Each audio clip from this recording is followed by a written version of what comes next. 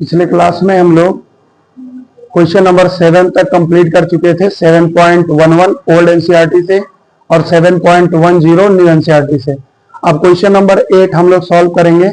सबसे पहले आपको बताया गया है कि आप यहां पे लिखेंगे माना i बराबर 0 से π/4 log 1 प्लस 10x और dx, इसे आप फर्स्ट बनाएं। उसके बाद आप प्रॉपर्टी लगाएंगे 0 से a f x dx, ये हो जाएगा 0 से a f a minus x dx। यही प्रॉपर्टी आप देख रहे हैं, बार बार लग रहा है। यहां पे हो गया 0 से π/4 log, यहां बड़ा ब्रैकेट ले लेते हैं, ये हो जाएगा 1 प्लस 10, यहां पे आ गया a की जगह पे π/4 माइनस x और ये हो जाएगा dx। ठीक है, अब यहां पे आप लगा सकते हैं tan a माइनस b। तो आपको पता है कि tan a माइनस b क्या होता है, tan a minus tan b और बटे में 1 plus tan a into tan b। तो इसका प्रयोग कर देंगे तो यहां जाएगा 0 से π/4, ये हो जाएगा log 1 plus tan a minus tan b upon 1 plus tan a tan b। यहां dx रहेगा, dx हम लोग लिख लेते हैं। आगे देखिए 0 से π/4 log, यहां 1 प्लस, ये हो जाएगा tan π/4 का 1 माइनस tan x, यहां पे आ जाएगा 1 प्लस tan π/4 का 1 का गुणा tan x में करेंगे तो tan x, और ये हमारा हो गया dx। आगे बढ़ते हैं और ये हो जाएगा 0 से π/4 log, यहां अगर आप देखें तो 1 प्लस tan x यहां चला जाएगा, तो हो जाएगा 1 plus tan x plus 1 minus tan x और बटे में है 1 प्लस tan x और ये हो गया dx। tan x से tan x कट गया। अच्छा, लेफ्ट में i चल रहा है बेटा, ये हो गया 0 से π/4 log और ये एक कितना हो गया 2 बटे 1 प्लस tan x और dx। अब अगर आप ध्यान से देखें तो ये log m/n है, तो इसे हम लोग लिख सकते हैं, 0 से π/4 log 2 minus log 1 plus tan x। ठीक है, और इसे बड़ा ब्रैकेट दो और dx लगाओ। अब ये साइन ऑफ इंटीग्रेशन को अंदर ले जाओ, तो i इक्वल टू हो गया 0 से π/4 log 2 dx, फिर इसी को यहां ले जाओ तो 0 से π/4 log 1 plus tan x dx, और इसको अगर आप ध्यान से देखें तो ये i है, ये क्या है i, ये प्रश्न आ गया। तो यहां पे आप देखें i इक्वल टू 0 से π/4 log 2 dx और ये हो जाएगा i। अब इस माइनस i को इधर ट्रांसफर करेंगे तो 2i और इसका इंटीग्रेशन कर दीजिए तो log 2 तो कांस्टेंट है, तो इसका केवल x निकलेगा, तो हो जाएगा x log 2 और 0 से π/4। अब यहां अगर आप देखें तो ये हो जाएगा 2i और इसका कितना आएगा बेटा π/4 log 2। ठीक है, माइनस x की जगह पे 0 log 2, तो ये तो 0 हो गया और इस 2 को यहां ट्रांसफर कर देंगे तो i इक्वल टू आ जाएगा, 2 का गुणा कर देंगे π/8, तो हो जाएगा π/8 log 2 और यही इसका आंसर होगा। एक बार फिर से देखते हैं, प्रश्न में दिया है i इक्वल टू 0 से π/4 log 1 plus tan x। Question को ध्यान से, अब हम क्या करते हैं, 0 से a कंडीशन में हम ये प्रॉपर्टी यूज करते हैं, P4 के नाम से इंट्रोडक्शन क्लास में आपने पढ़ रखा है। अब आप इसका जब प्रयोग करते हैं तो सॉल्यूशन करते करते करते करते हम यहां पहुंच गए और फिर हमने यहां पे एक फार्मूला लगा दिया कि log m/n ये बराबर होता है log m माइनस में log n। इसी का हमने प्रयोग कर दिया और आराम से यहाँ पे ये अलग अलग हो गया। फिर इंटीग्रेशन अंदर ले गए तो ये हमारा बन गया i, और i को हमने इधर ट्रांसफर किया, i बराबर वैल्यू आ गई है। तो इसे नोट कर लीजिए और उसके बाद में बढ़ते हैं अगले सवाल की तरफ। चलिए अब हम आगे बढ़ते हैं और देखते हैं अगला क्वेश्चन। क्वेश्चन नंबर 9 है i इक्वल टू 0 से 2 x रूट में 2 माइनस एक्स dx।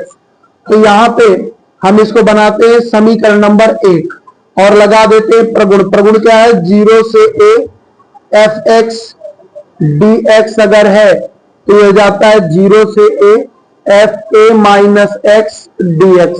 यहाँ लगा दीजिए तो i इक्वल टू हो जाएगा 0 से 2, x की जगह पे आएगा 2 माइनस एक्स, रूट के अंदर 2, x की जगह पे आएगा 2 माइनस एक्स dx।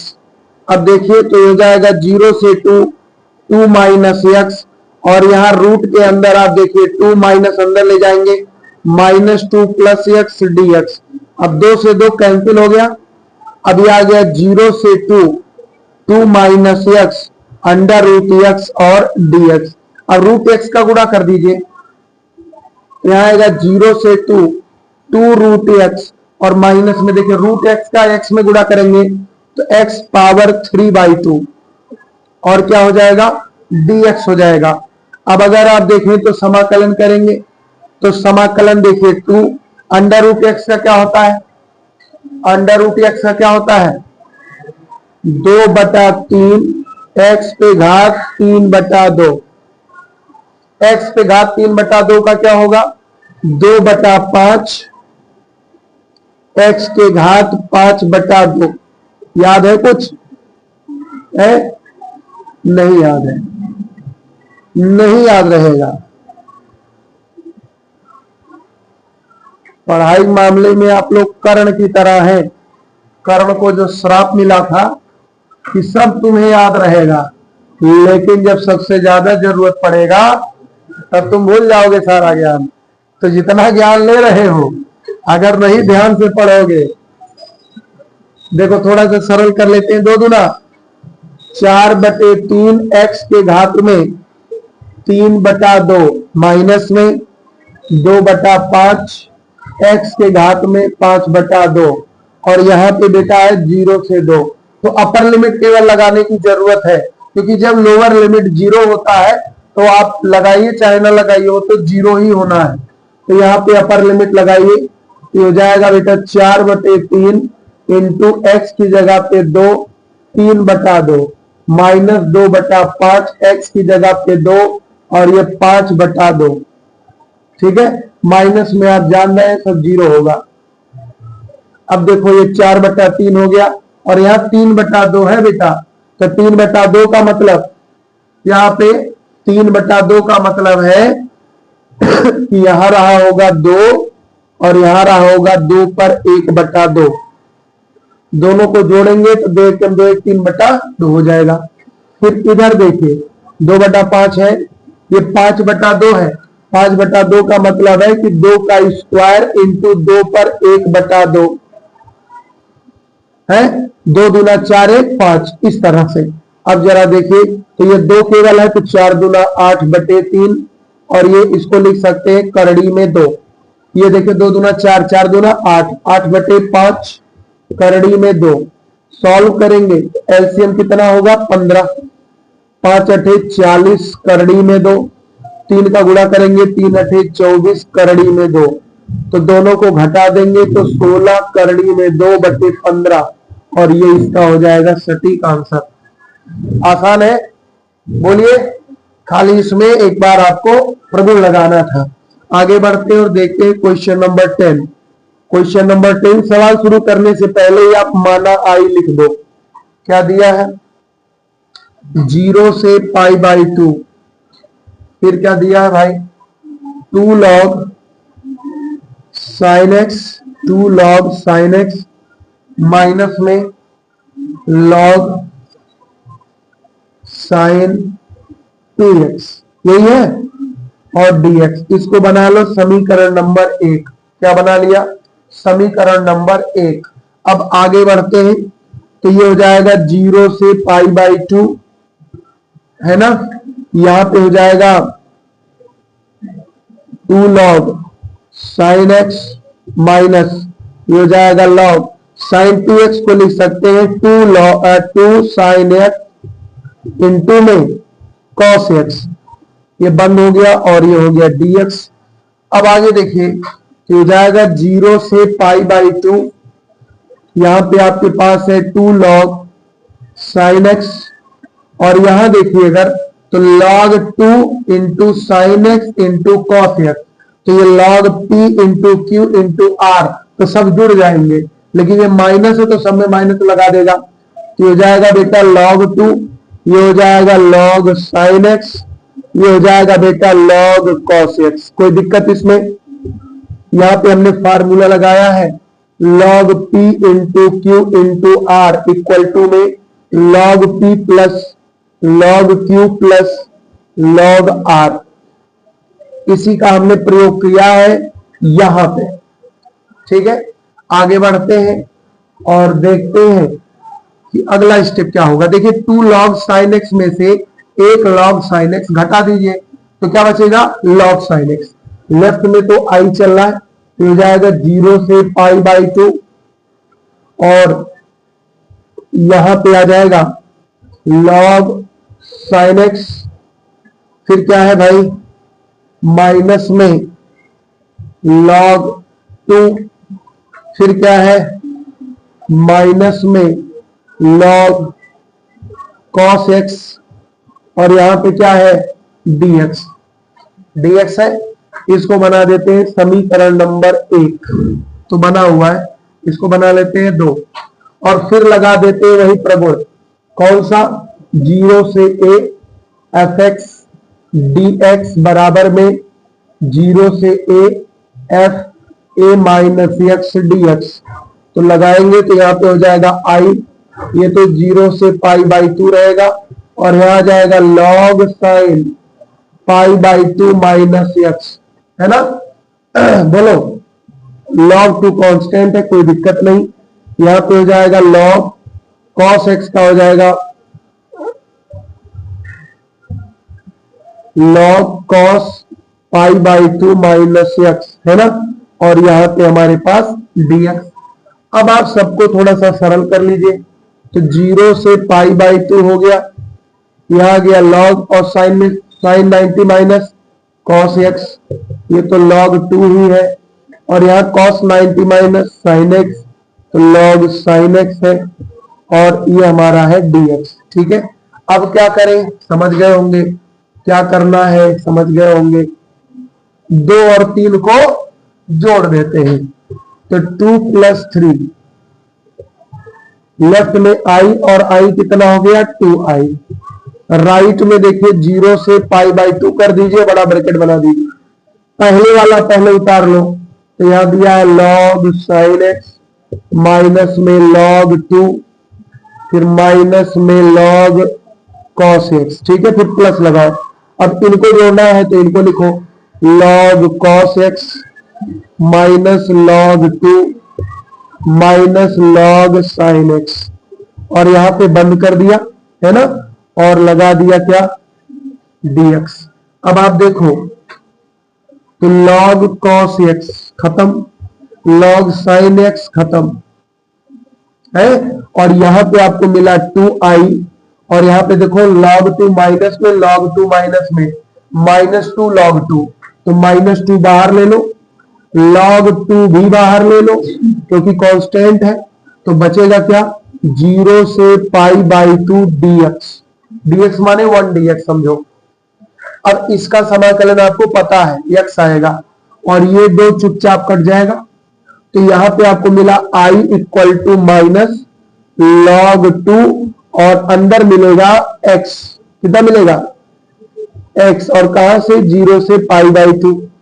अब आप इसका आसानी से आंसर लिख सकते हैं, तो i माने वही आंसर हो जाएगा, तो माइनस में log 2 इंटू यहां मिलेगा आपको π/2 माइनस 0, तो इसका आंसर आ गया -π/2 log 2 और यही इसका हो जाएगा आंसर। एक बार फिर से ध्यान से देख लीजिए। सबसे पहले हमने क्या किया, सवाल को उतार लिया, sin 2x को देखा तो थोड़ा सा हमें ये लगा कि हमारे पास एक फार्मूला है, उसका प्रयोग कर सकते हैं। हमने फार्मूले का प्रयोग किया और एक समीकरण एक सरल रूप में प्राप्त कर लिया। इसके बाद में फिर हमने ये प्रगुण लगा दिया। बार बार यही प्रगुण लग रहा है, एग्जाम में भी सवाल आएगा तो यही प्रगुण लगेगा। अब इस प्रगुण का प्रयोग किया और हमने जो है सरल कर लिया, इन दोनों को जोड़ लिया। जोड़ने के बाद हम यहाँ पहुंच गए और फिर थोड़ा सा यह जगह कम है तो इसको हम लोग यहाँ पे लिख देते हैं, यहाँ पे लिख देते हैं। तो log माइनस log 2 है और अंदर मिल रहा है पाई बाई 2, तो ये आपका i बराबर मिल जाएगा माइनस पाई बाई 2 log 2 और यही इसका हो जाएगा आंसर। ठीक है, तो दोनों सवाल नोट कर लीजिए, उसके बाद में बढ़ते हैं 11वें सवाल की तरफ। अगला प्रश्न हम लोगों के सामने है माइनस पाई बाई 2 से पाई बाई 2 तक और ये sine square x D x. तो बेटा हम लोगों ने एक प्रॉपर्टी पढ़ा था, उसी प्रॉपर्टी को फॉलो करेंगे। तो पहले प्रॉपर्टी एक बार मैं रिवाइज कर दे रहा हूं, उसके बाद में इस सवाल को बताएंगे तो थोड़ा सा क्लियर होगा। जरा ध्यान से देखिए, आपने एक प्रॉपर्टी पढ़ रखा है कि अगर ये माइनस ए से प्लस ए हो और यहाँ पे कोई फंक्शन dx दिया हो तो ये दो रूपों में जाता है। कितने रूपों में? दो रूपों में। कहां कहां? एक रूप होता है 2 0 से a fx dx, पहला रूप, और या तो ये बन जाता है 0। ये कब बनेगा? जब f minus x equal to F x हो। और ये कब बनता है? जब f minus x equal to में माइनस एफ एक्स हो। जब ऐसी स्थिति बनती है तो कहते हैं कि ये फलन जो है सम फलन है, और जब ऐसी स्थिति बनती है तो बोलते हैं कि ये विषम फलन है। मतलब सम फलन की परिभाषा कि जब कोई फंक्शन एफ एक्स इस प्रकार हो कि f minus x equal to में एफ एक्स आ जाए तो उसे हम सम फलन कहते हैं। विषम फलन वो होता है कि जब हमारे पास एफ एक्स ऐसा हो कि f माइनस एक्स लेने पर वो माइनस एफ एक्स हो जाए तो उसे हम विषम फलन कहते हैं। ये कंडीशन हमको याद रहना चाहिए। अब हम इस सवाल को लगाने जा रहे हैं, जरा ध्यान से देखिए। सवाल उसी पे है तो रिलेवेंट भी है। हम लोग पहले i मान लेते हैं, तो ये हो जाएगा माइनस पाई बाई 2 से pi by 2 sine square x dx। जब भी ऐसे कंडीशन के क्वेश्चन आएंगे तो हम लोग इसे पहले चेक करेंगे कि सम है कि विषम है। ध्यान से देखें, यहाँ पे देखो चूंकि एफ एक्स बराबर दिया है बेटा साइन स्क्वायर एक्स, तो हम चेक करेंगे कि f माइनस एक्स क्या होगा। तो यहाँ पे आ जाएगा साइन माइनस एक्स और इसी का होल स्क्वायर। जहां x है वहां पे क्या आ जाएगा? Minus x. अब आप जानते हैं कि साइन माइनस एक्स होता है माइनस साइन एक्स। क्या होता है? Minus sine x. लेकिन होल स्क्वायर इसको प्लस कर देगा और ये बन जाएगा हमारा साइन स्क्वायर एक्स। और साइन स्क्वायर एक्स का मतलब कि ये हमारा एफ एक्स है। इसका कुल मतलब इतना हुआ कि f माइनस एक्स की वैल्यू एफ एक्स के बराबर है। इसका मतलब कुल इतना हुआ कि यह एक समफलन है, और अगर ये समफलन है तो ये तुरंत कन्वर्ट इसमें होगा। इसका अर्थ ये है कि हम अब ये कह सकते हैं कि माइनस पाई बाई 2 से pi by 2 sine square x dx, इसको लिखा जा सकता है 2 0 से pi by 2 sine square x dx।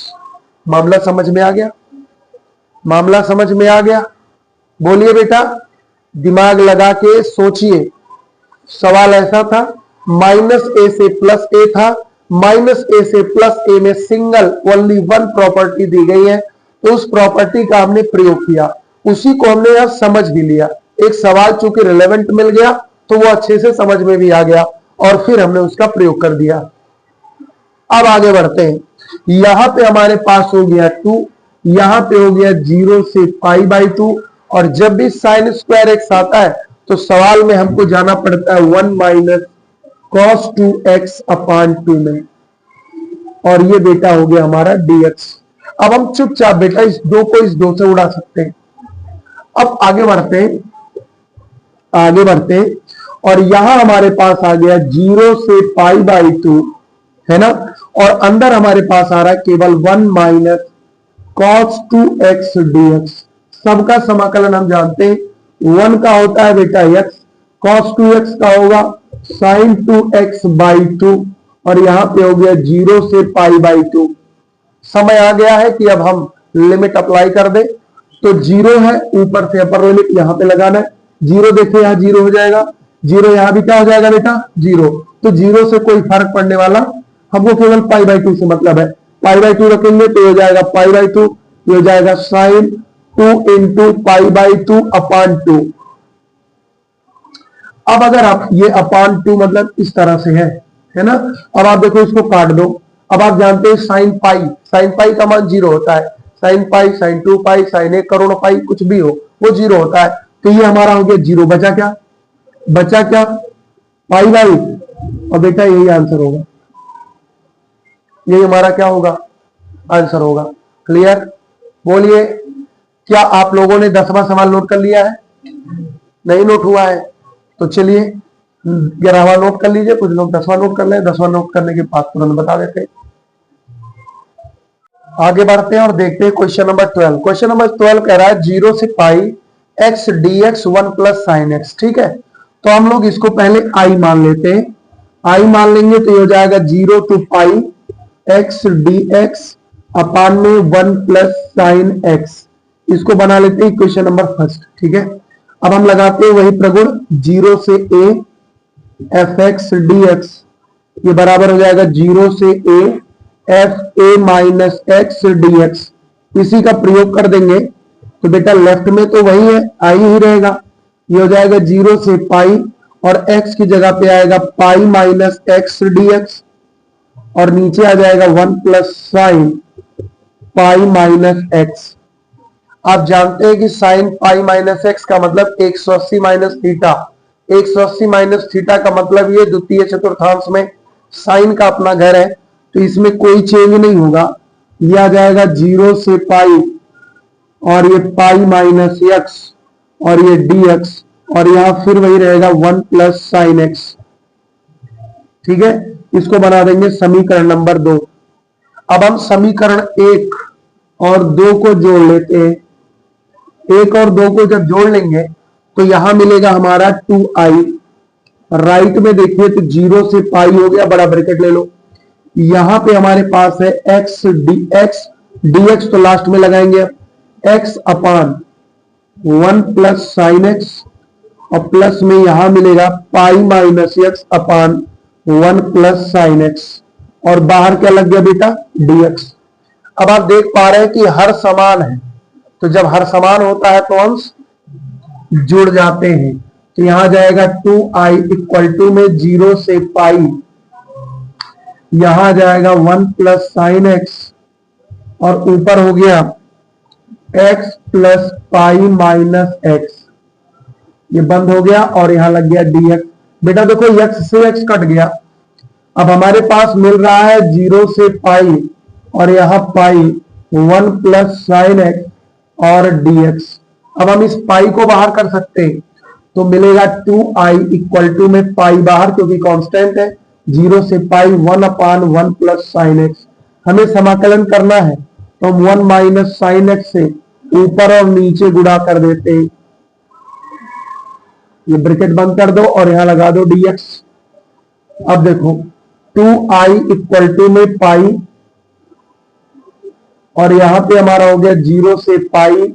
अभी हम लोग जुगाड़ लगा रहे हैं समाकलन करने का, तो हो गया 1 माइनस साइन एक्स और यहाँ a plus B A minus B, तो कितना आ जाएगा बेटा 1 माइनस साइन स्क्वायर एक्स।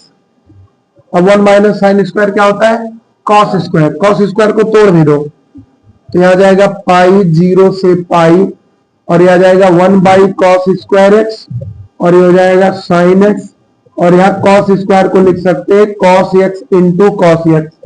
ये हम लोग सेटिंग कर रहे हैं बस। यह जाएगा 2i इक्वल टू में पाई और यहाँ पे हमारे पास 0 से पाई, ये बेटा हो गया सेक स्क्वायर एक्स। यहाँ पे देखो 1 by cos sec x sine by cos tan x और यहाँ लग गया dx। अब बेटा समाकलन आप सबका जानते हैं तो 2i इक्वल टू पाई समाकलन कर दीजिए सेक स्क्वायर का टेन एक्स और सेक एक्स टेन एक्स का सेक एक्स। और ये हो गया 0 से पाई। अब आप लगाएंगे 0 से पाई, तो पाई अपर लिमिट, 0 लोअर लिमिट। ये जो है पाई बाहर बैठा हुआ है, पहले अपर लिमिट लगाइए तो हो गया tan पाई माइनस में sec पाई, माइनस लग गया tan 0 माइनस में sec 0। ठीक है, ये बंद और ये भी बंद। अब सबकी वैल्यू आपको पता होनी चाहिए। tan पाई है, ध्यान से देखना बेटा, ये है 2i, इधर है पाई, tan पाई।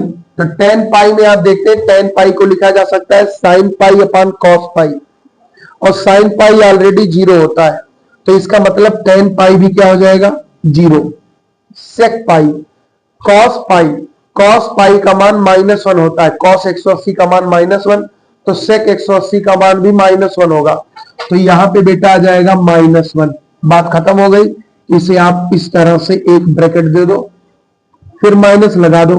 tan 0 का मान कितना होता है 0, sec 0 का मान 1।